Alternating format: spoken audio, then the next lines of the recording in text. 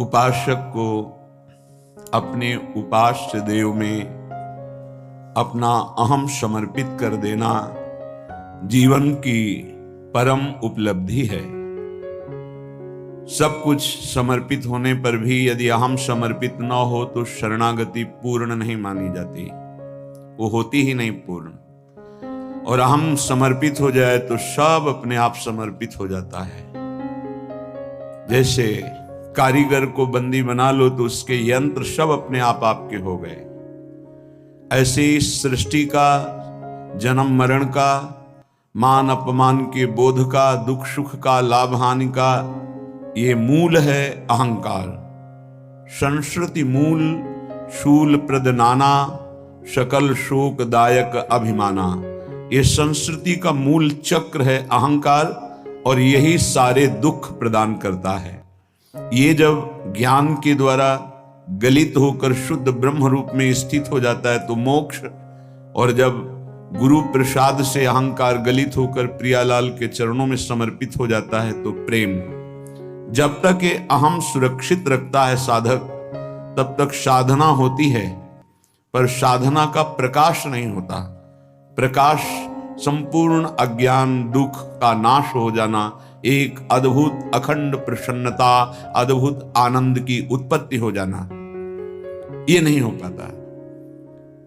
कल एक बहुत अच्छे संत पधारे थे एकांतिक में। उन्होंने बहुत ईमानदारी से प्रश्न किया कि हमारी शरीर की बहुत अवस्था हो गई, हमारा साधन भी बहुत कृपा से, गुरु कृपा से चल रहा है, पर मेरा मन अभी तक वो स्थिर नहीं हुआ, अशांत है और चंचल है। ये खास बात पकड़ने को मिलती है अहम ना समर्पित होने पर। बहुत लंबा समय निकल जाता है, साधन, पवित्र साधक है वो, पवित्र साधना कर रहे, पर अहम सुरक्षित है। अहम क्यों सुरक्षित है? क्योंकि कहीं ना कहीं साधन में त्रुटि हो रही है। क्या त्रुटि?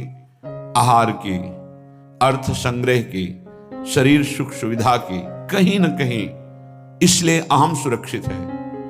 जहां आहार शुद्ध होकर साधना होती है, अर्थ के प्रति बिल्कुल अपेक्षा नहीं होती है, शरीर सुख के लिए बिल्कुल कोई चाहत नहीं होती है, अहम गुरु प्रसाद से अपने आप गलित हो जाता है। जिसका देहाभिमान गलित हुआ है वही अध्यात्म की ऊंचाई पर पहुंचता है। भक्ति में दैन्यता, ज्ञान में निरपेक्षता। इतना दैन्य तृणादपि सुनीचेन, तृण से भी अपने को नीचा मानने वाला अहंकार गलित हो चुका है। और निरपेक्ष, संपूर्ण त्रिभुवन से, स्थूल शरीर, सूक्ष्म शरीर, कारण शरीर, तीनों शरीरों से निरपेक्ष वो ब्रह्मबोध संपन्न महापुरुष अहंकार रहित होता है। इसलिए उपासक को ध्यान देना चाहिए, चाहे वो गृहस्थ उपासक हो या विरक्त, अहंकार का गलित हो जाना साधना का विशुद्ध फल है। जो जितना दैन्य उतना ही महान भक्त, जो जितना निरपेक्ष उतना ही महान बोध संपन्न ज्ञानी महात्मा।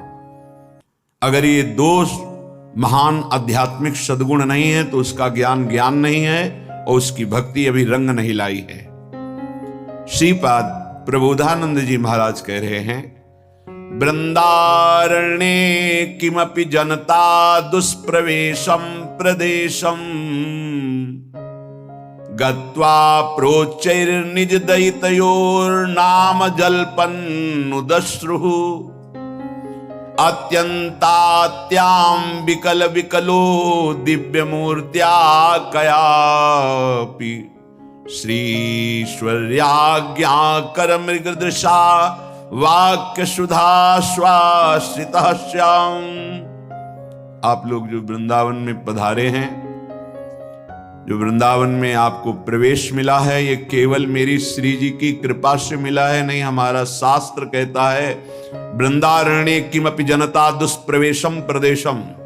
ये प्रदेश वृंदावन धाम साधारण के लिए ये दुष्प्रवेश है। यहां कोई अपने बल से नहीं आ सकता, रुपया का बल, व्यवहार का बल, संबंध का बल नहीं।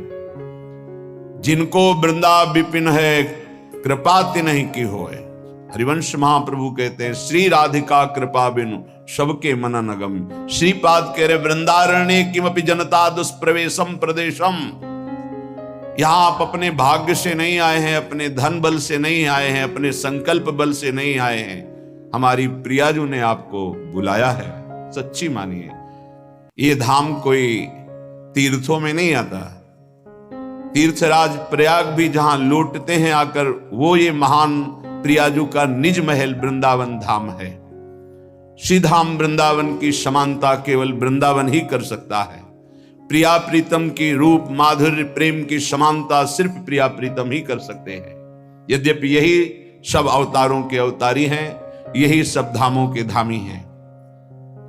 श्रीपाद कह रहे अहो धन्याति धन्य है वो जिसको वृंदावन में थोड़ा सा भी अपनापन हो गया। मेरो वृंदावन, जीवन वृंदावन, ये प्रेम प्राप्ति के लिए अत्यंत अनिवार्य है। श्री उद्धव जी महाराज परम ज्ञानी महात्मा हैं। श्री भगवान के नित्य समीप रहने वाले परम प्रिय सखा और मंत्री भी हैं। भगवान के प्रधान सलाहकार उद्धव जी हैं। देवगुरु बृहस्पति जी के बड़े प्रिय शिष्य और संपूर्ण बृहस्पति जी के द्वारा प्राप्त कलाओं और विद्याओं में ज्ञान में निपुण हैं, लेकिन प्रेम से अपरिचित हैं। भगवान मथुरा में बैठे बैठे प्रेम का उपदेश कर सकते थे, लेकिन बिना